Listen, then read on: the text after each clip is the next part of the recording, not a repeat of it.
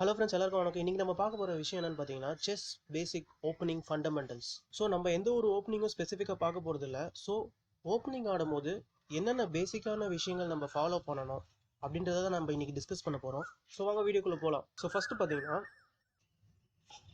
Opening மூவ்ஸில் இந்த 4 centre ஸ்கொயர்ஸ்க்கு தான் நம்ம ஃபைட் பண்ணணும். இப்போ ஃபார் எக்ஸாம்பிள் டி அண்ட் இ பான், இந்த 2 பானை ஓப்பனிங்கில் மூவ் பண்ணுறது ரொம்ப ரொம்ப பெட்டர். ஓகேங்களா? ஸோ சப்போஸ் இப்போ E4 ஆடுறேன். ஸோ இப்போ பிளாக்கோடைய ஆப்வியஸ் ரெஸ்பான்ஸ், அதாவது குட் ரெஸ்பான்ஸ் என்னன்னு பார்த்தீங்கன்னா, இதில் நிறையா ஓப்பனிங்ஸ் இருக்குது.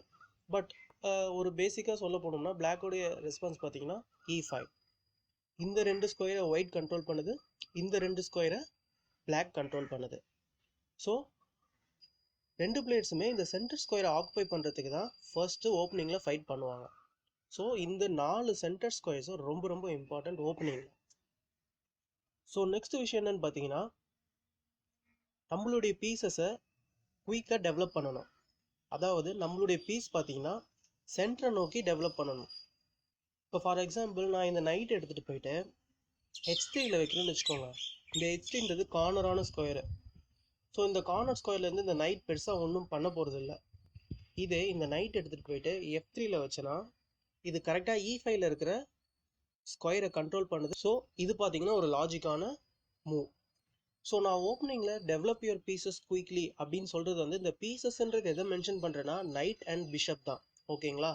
ஸோ இது டெவலப் பண்ணும் போது இன்னொரு விஷயம் இருக்குது, டெம்போன்னு சொல்லுவாங்க செஸ் டேர்மில். So develop your piece with tempo.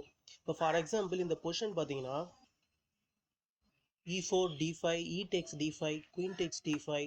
இப்போ பார்த்தீங்கன்னா நைட் C3. இந்த நைட் C3 பார்த்தீங்கன்னா குயின் அட்டாக் பண்ணுது, அட் த சேம் டைம் நைட்டும் டெவலப் ஆகிடுச்சு. ஸோ எந்த ஒரு பீஸ் நம்ம ஆப்னன்ட் பீஸை அட்டாக் பண்ணிட்டே டெவலப் பண்ணதோ அதுக்கு பேர் தான் டெம்போன்னு சொல்லுவாங்க. ஸோ இப்போ ஆப்னன்ட் பார்த்தீங்கன்னா குயின், அவருடைய குயின் அட்டாக்ல இருக்குது. ஸோ கண்டிப்பாக ஒரு குயினை மூவ் பண்ணி தான் ஆகணும். ஸோ நம்மளுடைய நெக்ஸ்ட் மூவ்ல நம்மளுடைய அடுத்த பீஸை நம்ம டெவலப் பண்ணிக்கலாம். இதுலேருந்து நம்மளுடைய டெவலப்மெண்ட் வந்து ரொம்ப ஃபாஸ்ட்டாக இருக்கும். ஸோ யார் ஃபஸ்ட்டு ஃபாஸ்ட்டாக டெவலப் பண்ணிவிட்டு கேசல் பண்ணி ரூக்கை கனெக்ட் பண்ணுறாங்களோ அவங்களுக்கு தான் எப்போவுமே கொஞ்சம் அட்வான்டேஜ் இருக்கும். ஸோ இன்னொரு விஷயம் என்னென்னு பார்த்தீங்கன்னா, நம்ம நைட்டையும் பிஷப்பையும் எவ்வளோ ஃபாஸ்ட்டாக டெவலப் பண்ண முடியுமோ அவ்வளோ ஃபாஸ்ட்டாக டெவலப் பண்ணால் நம்மளுக்கு நல்லது. இது ஏன் சொல்கிறேன்னு பார்த்தீங்கன்னா, நம்ம நைட்டுக்கு நல்ல ஸ்கொயர்ஸ் என்னென்ன ஸ்கொயர்ஸ்ன்னு பார்த்தீங்கன்னா C3 and F3. So C3 and F3 விட்டுட்டு நீங்கள் இல்லை H3 இல்லை A3 இந்த மாதிரி இந்த நைட்டை 2 கார்னரில் போட்டிங்கன்னா அது வந்து அந்த மூவ்ஸ் வந்து அந்தளவுக்கு எஃபெக்டிவாக இருக்காது. அட் த சேம் டைம் உங்களுடைய நைட் வந்து சென்டர் ஸ்கொயரை கண்ட்ரோல் பண்ணாது. ஸோ நம்மளுடைய ஃபைட் நான் ஃபஸ்ட்டு சொன்ன மாதிரி நம்ம 4 ஸ்கொயர்ஸ்க்கு தான் நம்ம ஃபைட் பண்ணணும். அண்ட் இந்த சென்டர் 4 ஸ்கொயர்ஸில் யார் ஃபர்ஸ்ட்டு டெவலப்மெண்ட்டை கம்ப்ளீட் பண்ணிவிட்டு அட்டாக் பண்ண ஸ்டார்ட் பண்ணுறாங்களோ அவங்களுக்கு தான் கொஞ்சம் அட்வான்டேஜ் இருக்குன்னு சொல்லியிருக்கேன். ஸோ நம்மளுடைய கான்சன்ட்ரேஷன் ஃபுல்லாக இந்த சென்டர் 4 ஸ்கொயர்ஸை நோக்கி தான் இருக்கணும். அட் த சேம் டைம் நம்ம எந்த பீஸுமே நம்மளுடைய பீஸையே பிளாக் பண்ணாமல் இருக்கணும். இப்போ ஃபார் எக்ஸாம்பிள் இப்போ நான் இந்த பிஷப்பை வந்து டெவலப் பண்ணுறேன்னு வச்சுக்கோங்களேன். ஸோ இந்த பிஷப்பை நான் எடுத்துகிட்டு போயிட்டு நான் D3 வைக்கிறேன். ஸோ நான் இந்த D3யில் வச்சுட்டேன், என்னுடைய பிஷப் டெவலப் ஆகிடுச்சு நீங்கள் சொல்லலாம். பட் உங்களுடைய D2வில் இருக்கிற பான் பிளாக் ஆகிருக்கு. அந்த பானால் இந்த பிஷப் பிளாக்ல இருக்கு. இது வந்து ஒரு ரொம்ப பிகினர்ஸ்க்கான ஒரு எக்ஸாம்பிள் தான் நான் கொடுக்குறேன். ஸோ இன்னொரு விஷயம் என்னென்னு பார்த்தீங்கன்னா, கேசல் ஏர்லி. எதுக்காக சீக்கிரமாக கேசல் பண்ணுறோம் அப்படின்னு பார்த்தீங்கன்னா, நம்மளுடைய கிங் சீக்கிரமாக சேஃப்டியான பொசிஷனுக்கு போயிடும். அதே சமயம் இந்த ரூக் இந்த சைடு வந்தோடனே ரூக்கு ஆக்டிவேட் ஆகிடும். ஸோ அதே மாதிரி கேசல் சீக்கிரமாக பண்ணிட்ட பிற்பாடு நம்ம கிங்குக்கு முன்னாடி இருக்கிற இந்த 3 பான் இருக்குது பார்த்தீங்களா, F, G அண்ட் H. இந்த பானை முடிஞ்ச வரைக்கும் டச்சே பண்ணக்கூடாதுங்க. ஏன்னா இந்த பானை நீங்கள் டச் பண்ணிங்கன்னா கிங்கை இந்த பான் கார்ட் பண்ணிட்டு இருக்கு. ஸோ கிங்கை ஈஸியாக இந்த லூப் ஹோலில் வச்சு அட்டாக் பண்ணுறதுக்கு நிறைய சான்சஸ் இருக்குது. ஸோ நம்ம எப்படி சீக்கிரமாக கேன்சல் பண்ணுறோமோ அதே மாதிரி தான் நம்மளுடைய ஆப்போனண்ட்டை அவருடைய கிங்கை சேஃப்டிக்கு கொண்டு போகிறதுக்கு யோசிப்பார். ஸோ உங்களுக்கு சப்போஸ் இன்கேஸ் சான்ஸ் கிடச்சதுன்னா ஆப்போனண்ட் கிங்கை கேன்சல் பண்ண விடாமல் தடுக்கலாம். ஸோ ஃபார் இந்த எக்ஸாம்பிளில் பார்த்தீங்கன்னா, நான் பிஷப் எடுத்துகிட்டு வந்து இங்கே வைக்கிறேன்னு வச்சுக்கோங்களேன். இது கரெக்டாக ஆப்போனண்ட் கிங் இப்போ கேன்சல் பண்ணுறதுக்கு ரெடியாக இருக்குது. பட் இப்போ உங்களுடைய நெக்ஸ்ட் மூவ்ல இந்த பிஷப்பை நீங்கள் இங்கே வச்சோடனே இப்போ இந்த பிஷப் பார்த்தீங்கன்னா ரூக்குக்கும் கிங்குக்கும் இருக்கிற நடு ஸ்கொயர்ஸில் ஏதாவது ஒரு ஸ்கொயர்ஸ் ஆப்போனண்ட் பீஸ், அதாவது நம்மளுடைய பீஸ் அட்டாக் பண்ணிட்டு இருந்ததுன்னா ஆப்போனண்ட்டால் கேன்சலே பண்ண முடியாது. ஸோ இன்னொரு முக்கியமான விஷயம் என்னன்னு பார்த்தீங்கன்னா, உங்களுடைய குயினை சீக்கிரமாக மூவ் பண்ணாதீங்க.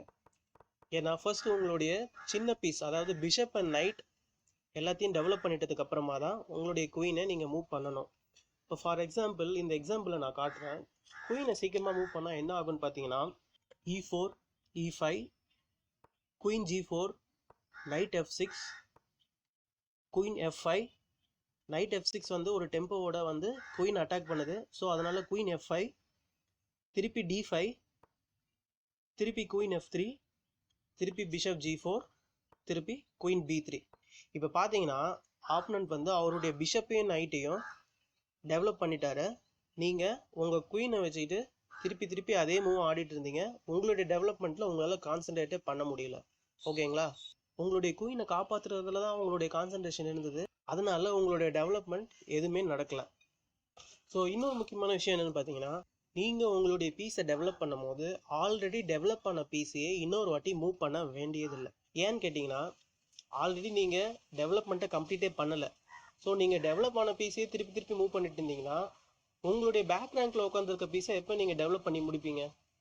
ஸோ அதனால் ஏதாவது ஒரு குட் ரீசன் இல்லாமல் உங்களுடைய டெவலப் ஆன பீஸையே நீங்கள் திருப்பி டச் பண்ணுறது it's not a good move. So உங்களுடைய டெவலப்மெண்ட் எப்போ கம்ப்ளீட் ஆகும்னு பார்த்தீங்கன்னா, உங்களுடைய கிங்கை கேன்சல் பண்ணிவிட்டு 2 ரூக்கையும் கனெக்ட் பண்ணிங்கன்னா உங்களுடைய டெவலப்மெண்ட் கம்ப்ளீட் ஆகிடுச்சின்னு அர்த்தம். ஓகேங்களா? ஸோ இந்த எக்ஸாம்பிளை நான் காட்டுறேன்.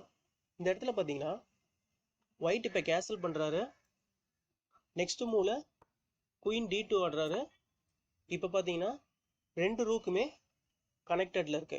ஸோ எல்லா பீஸும் டெவலப் ஆகிடுச்சு, ரூக்ஸும் கனெக்ட் ஆகிடுச்சு, கிங்கும் சேஃப் ஆகிடுச்சு. ஸோ இந்த பொசிஷன்லேருந்து நீங்கள் உங்களுடைய டெவலப்மெண்ட் கம்ப்ளீட் ஆகிடுச்சின்னு சொல்லிக்கலாம். ஓகேங்களா?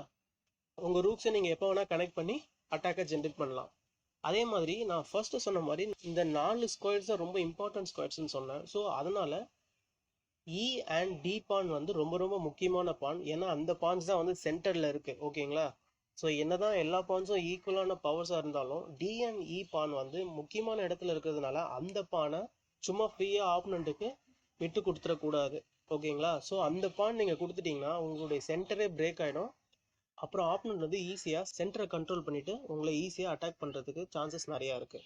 ஸோ லாஸ்ட் விஷயம் என்னென்னு பார்த்தீங்கன்னா, நம்மளுடைய எஃப்பானை எப்போவுமே தொடக்கூடாது. கேன்சல் பண்ணுறதுக்கு முன்னாடி தொடுறது ரொம்ப ரொம்ப தப்பு. எஃப்பானை நீங்கள் தொட்டிங்கன்னா உங்களுக்கு நிறைய வீக்னஸ் கிரியேட் ஆகிடும். ஏன்னா இந்த எஃப்பானை வந்து வீக் பான்னு சொல்லுவாங்க. அதாவது இந்த பான் இப்போ பார்த்தீங்கன்னா F2ல இருக்குது. இந்த ஸ்கொயர் பார்த்தீங்கன்னா ரொம்ப வீக்கான ஸ்கொயர் ஆக்சுவலாக. ஸோ இந்த ஒரு எக்ஸாம்பிளில் பார்த்தீங்கன்னா ஒயிட் வந்து ஃபஸ்ட்டு மூவ் என்ன பண்ணுறாரு, சென்டரில் இருக்கிற 2 பானுமே டச் பண்ணாமல் F4 ஆடுறாரு. இப்போ பிளாக் என்ன ஆடுறாரு, E6. திருப்பி என்ன பண்ணுறாரு, சம்மந்தமே இல்லாமல் G4 ஆடுறாரு. இப்போ பிளாக் என்ன பண்ணுறாரு, குயின் H4. இது பார்த்தீங்கன்னா செக்மேட், கேமே ஓவர். ஸோ நீங்கள் தேவையில்லாமல் F1 தொட்டதுனால உங்களுக்கு எவ்வளோ கஷ்டம் பாருங்கள். அதனால் நீங்கள் F1 தொடுறதை தயவு செஞ்சு அவாய்ட் பண்ணுங்கள். F ஸ்டாண்ட்ஸ் ஃபார் ஃபர்கெட் அப்படின்னு ஞாபகம் வச்சுக்கோங்க. தயவு செஞ்சு F1 தொடாதீங்க, ஃபர்கெட். ஓகேங்களா?